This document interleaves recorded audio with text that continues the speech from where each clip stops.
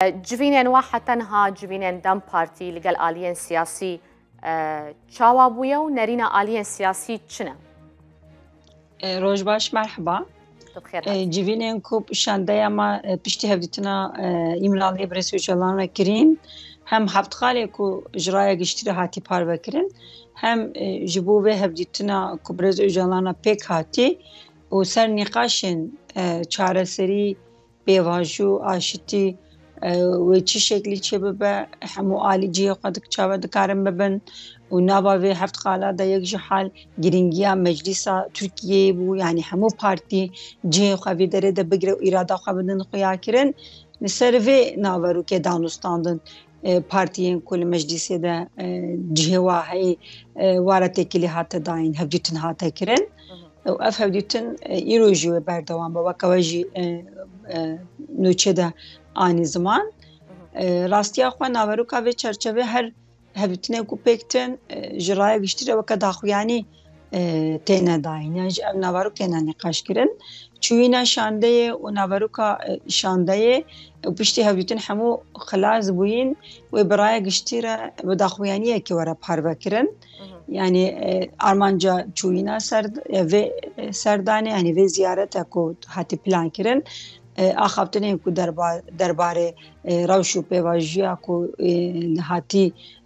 destpêkirin yan jî hîviya destpêkê derketê holê de wê raya giştî re xelxal were parvekirin. Baş li gorî ku di nava partiyê bi xwe de Dem Partî de tê behezkirin, encamên van civînan çi ne, nerîna aliyên siyasî ku hetenha heyeta we li gel wan kom bûye, nerîna wan çawa ye li ser gotinên Öcalan? Duh berdevka me jî daxuyaniya xwe de anî ziman. Hemû aliyên partiyên ku îro li Tirkiyeyê de siyaset dikin, rewşa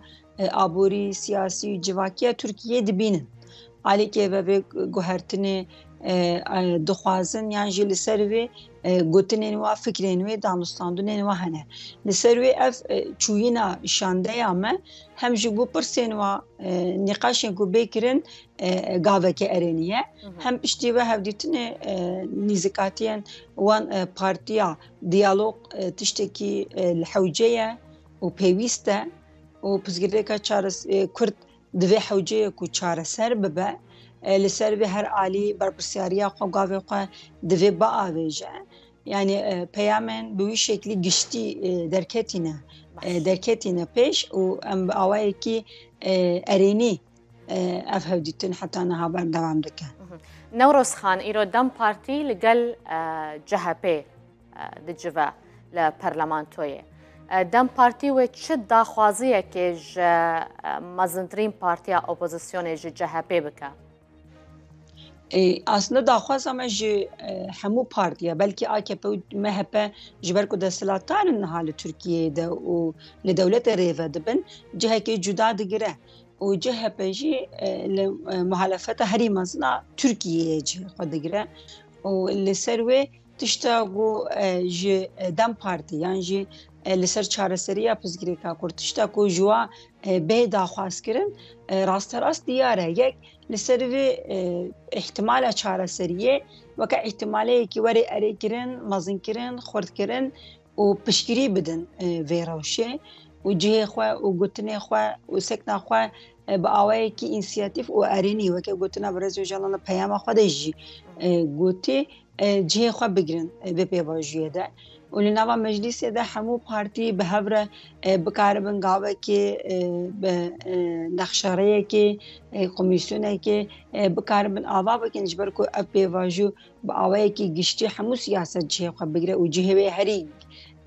berfireh meclîs e wê dide cihê xwe bigirin. Pirsên wan hebin û ji şandeyê bikin, ji rewşê bikin, rasterast û bersivabê bistînin. Tişta ku daxwaz kirî ew e ku lê pêşiya çareseriyê de weka asteng na berovajiya wa ji bo civakê, ji bo rastiya Tirkiyeyê û têkiliyên li dîrokî de sûd jê wergirin, bi awayekî berpirsyariyekî dîrokî û gotin û kiryarên erênî ji bo vê rewş û têkiliyê ku hatî dayîn bidin. Aliyên Kurdistanî dixwazin şanda we heyeta we li gel wan jî bicivin. Hûn li gel aliyên Kurdistanî kengî bicivin? ئاوایەکی نەها ئامەدێ لەسەر هەم ڕەوشە ژبەریاک و شاندە هەرێ لەوێ دەرێژی هەنێک داخوێنێ هاتە بنداین و چقە شۆپان نزانم وەکە دەکلەراسیۆنێکی هاتە داین هەم لەسەر ڕەوشاک و چارەسەریە پزگرێکا کورتە چارەسەریەک وەرهەدیتن و ئەو چارەسەری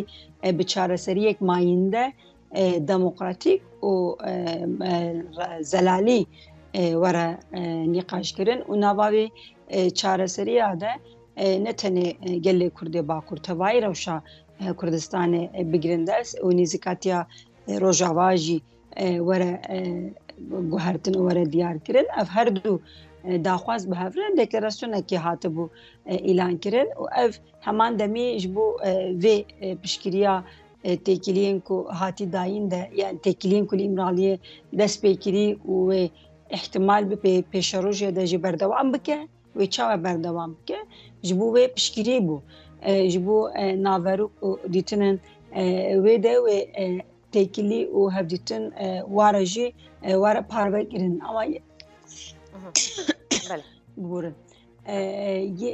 bi daxwaz û armanca ziyaretkirina vê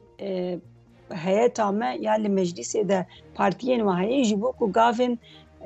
berpirsyariya meclîsê de asta hukukî asta maftayînê nîqaşên ku komîsyonên ku were avakirin û civak awayekî were amadekirin bi awayekî zemîna vê amadekariya civakê were kirin weke bêjim weke destpekekî rasterast çêbû ji xwe îro lê wê seredana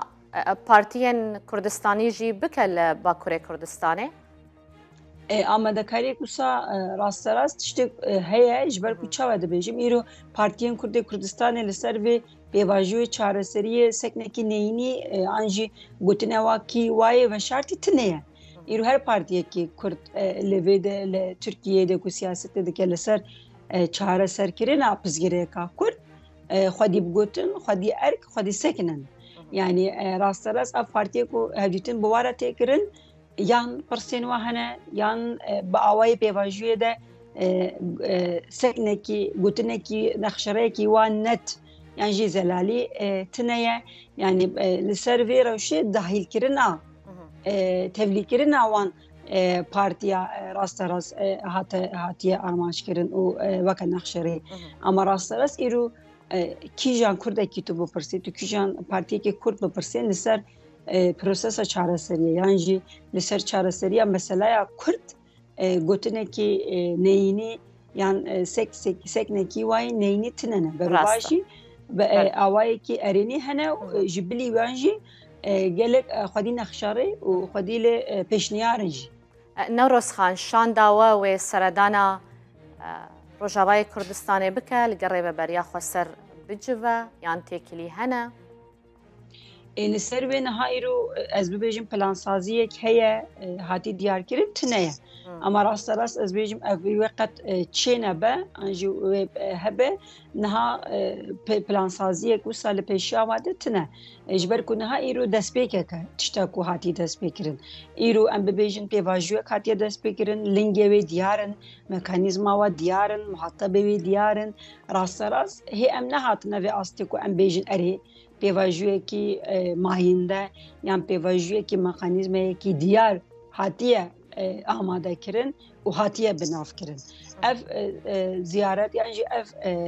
destpêk ji ber ku em ji ber wê em dibêjin destpêke amadekariye amadekirine li ser wê niha em bibêjin erkekî wisa yan jî peyvîrekî wisa tune ye ama ev nayê wê mehnê ku hevdîtina de gotina de hevdîtinê îmraliyê de jî hevdîtinin heyetê me de nayê wê mehnê ku rewşa Rojava û Sûriye nemijare ji ber ku heftxalê ku Birêz Öcalan parvekirî de jî xala rewşa Sûriye û Rojava weke bi xalekî diyar e ku hatiye axaftin hûn dizanin em li ber sînor demekî dirêjê nobetê dene û heftiya borî gelek sê çalakiyên giştî û bangewazî hatî kirin me sekna dem partiyê sekna gelê Kurd û gelên dîtirin li Tirkiye û Kurdistanê de jî me da diyar kirin ku rewşa Rojava ji bo hem bo pêvajiyê bide diyar kirin mijarekî serekeye mijarekî ku gel dixwaze bibîne ku sekin û nîzîkatiya Dewleta Tirka Rojava wê çi astê de berê xwe bide kîjan astê wê çi astê de be hem jî ji bo va çalakî û bangewaziyê me berdewam yani ne hewceyê ku şandeyek rasterast weke ku vê têkiliyê bikare bidane ji xwe sekna me bangewaziya me ji beriya şande herê jî diyar bû باشە بۆ باشوورێ کوردستانێت تێکلید نابەرە شانداوە شاندا پارتیاوە لەگەڵ ئالیەن سیاسیان باشوورێ کوردستانێت چێ بووە؟ نها ئەو شاندەیە چوینە تەنێژ بوو ئیمراڵیە ئەو شاندە هەموو پەیویرێ پارتیەمە هەموو کارن پارتیامە هەموو تێکیلیێنمەیان دیپلۆماتی هەموو تێکیلیێمەیان پارتیاندرە وەکە و پەیویرێک بدە سەرمەلێ خۆ تنەیە وەکو ئەنجامێن جوینێەوەن لەگەڵ ئالیەن سیاسی گوت و بێژ بکەنیان باشوورێ کوردستانێ هون سەردان دەکەن؟ نها ئەم هەیەێ بوی شکلی پەیویرێکی بوی شکی بارێکی نکارندانن سەر ملێوە ji ber ku ev şande ji bo çûyîna îmraliyê hatiye hilbijartin rast e ama ev şande her berpisyariyê her têkiliyê her hevdîtinê nemîmkûne bike jî rastiya wê jî tune têkiliyên partiya me gelek asta de basta dîplomatik basta civakî basta siyasî de ji asta parçeyên Kurdistanê dîtir jî basta navdewletî de jî hene yani ev têkilî diyarin hewce nake ku şande rasterast bikaribe va têkiliya weke pêk bîne yan jî weke rasterast be pirsyar bê dîtin yani pêwîra we ew ku vê hevdîtinê de bi îmralê de vê hevdîtinê bikin û li gorî vê yekemîn û civak û nav siyaseta Tirkiyê li gorî va hevdîtina bikaribe amade bike. Başa Newroz Xan kî û kengî peyama Ocalan dibe Qendîlê dem partî yan dewlet bixwe? Niha hûn jî dişopînin kesê ku me seyr dike jî dişopîne ez dîsa dubare dikim ev destpêkeke